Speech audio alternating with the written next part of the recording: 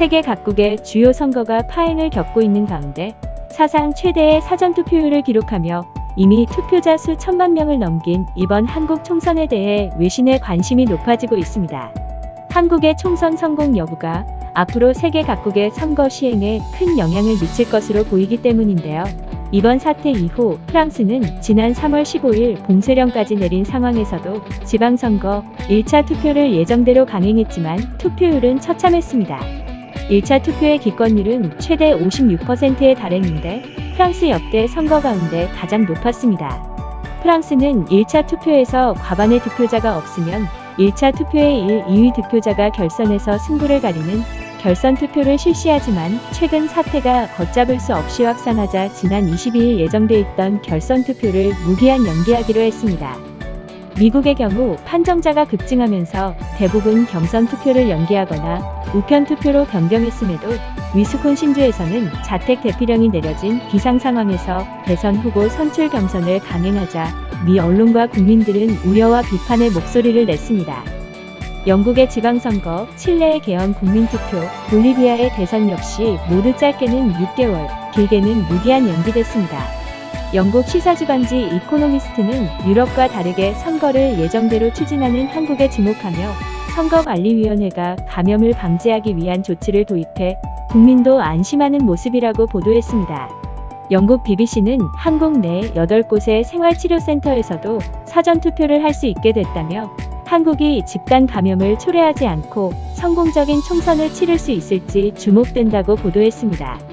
미국 싱크탱크 스팀슨 센터의 연구원 제니타운은 내셔널 인터레스트 기고문에서 한국 총선의 성공 여부가 앞으로 세계 각국의 선거들이 어떻게 시행될지에 큰 영향을 미칠 것이라고 말했습니다.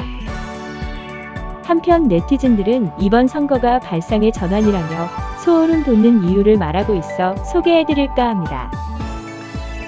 야, 진짜 7번 대단하다. 나도 선거를 연기하면 안 되나라고 생각했었는데 이 선거를 투표 가능 나이대 거의 모든 국민의 발열 체크의 기회로 삼는 이런 발상의 전환이 현재 대한민국 질병본부를 만들었구나. 대단하십니다. 힘내라 KCD. 저도 선거 연기 안 한다고 비난했던 사람인데 질본부의 발상의 전환에 감탄하고 또 감탄합니다.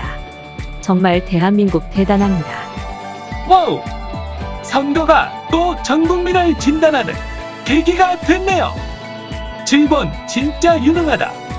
와, 대한민국 60%를 진단해버리는 7번. 발상의 전환 유일 소름 돋아요. 전수조사, 데이터베이스 축적의 기회로 보는군요. 다른 어떤 나라에서도 하기 힘든 실험의 영역까지 넓게 보네요. 덜덜. 와, 그런 거였군요. 저도 내심 옮기면 어쩌나 연기하는 게 좋은 거 아닌가 갸우뚱했는데 선거를 옮기는 장소가 아닌 찾아내는 장소로 활용하는 전략이었군요. 대단합니다. 발상의 대전환, 소름 돋습니다. 그리고 이것이야말로 실력자의 자신감과 여유군요. 화재 진압 후 정리 차원의 제4, 3차의 대국민 전수 발열 검사, 정말 기가 막힌 총선 기회 활용 방역 대책입니다. 선거가 감염 위험을 높이는 게 아니라 방역의 수단이 될 수도 있다는 거 생각도 못했어. 하긴 전국 성인의 발열을 측정할 기회가 또 언제 있겠어? 마스크 쓰고 비닐 장갑 끼고 수칙만 잘 지킨다면 오히려 숨어있는 감염자를 찾아낼 기회가 될 수도 있겠다. 역시 전문가는 달라. 진짜 생각해보니 탁월한 발상이네요. 일종의 전국민 대상 선별진료소 역할을 하는 거네요. 발열 증상 비율도 체크할 수 있고 명단을 기록한다면 추적 감시도 가능할 것 같아요. 정말 탁월한 역발상이죠. 투표하신 분들 축하드립니다. 민주는 응성입니다. 사회적 거리두기만 유념하시면 되겠습니다.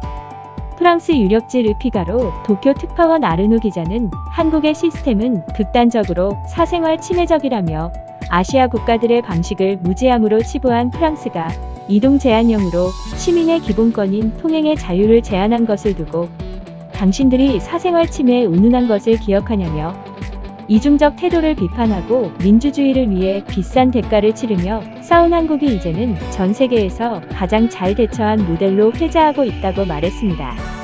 또한 지난달 지방선거 결선 투표를 전격 취소한 사실에 대해 지금 한국인들은 오는 15일 국회의원 선거를 준비 중이다. 프랑스인들이여 당신들은 그 선거를 기억하는가 물었습니다. 이렇게 전 세계가 연기할 수밖에 없었던 선거를 사상 최대의 사전투표율을 기록할 만큼 성공적으로 치를 수 있는 건 많은 분의 노력과 헌신이 있었기 때문일 겁니다. 그러나 사회적 거리두기 멈추면 한 달 뒤 확진자 43,000명 폭발이라는 국립암센터의 보고서는 여전히 방심해서는 안 된다는 사실을 말해주고 있습니다.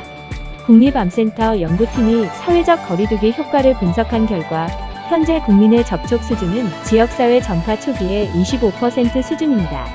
연구팀은 지금처럼 사회적 거리두기를 유지한다면 하루 신규 판정자 수는 점차 감소할 것으로 내다봤습니다.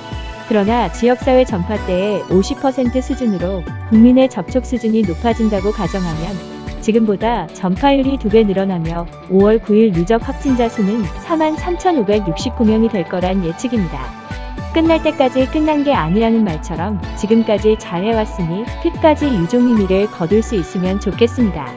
이태호 외교부 제2차관은 한국은 교과서대로 하는 게 아니라 교과서를 쓰고 있다고 말했습니다. 자랑스러운 말이 아닐 수 없습니다.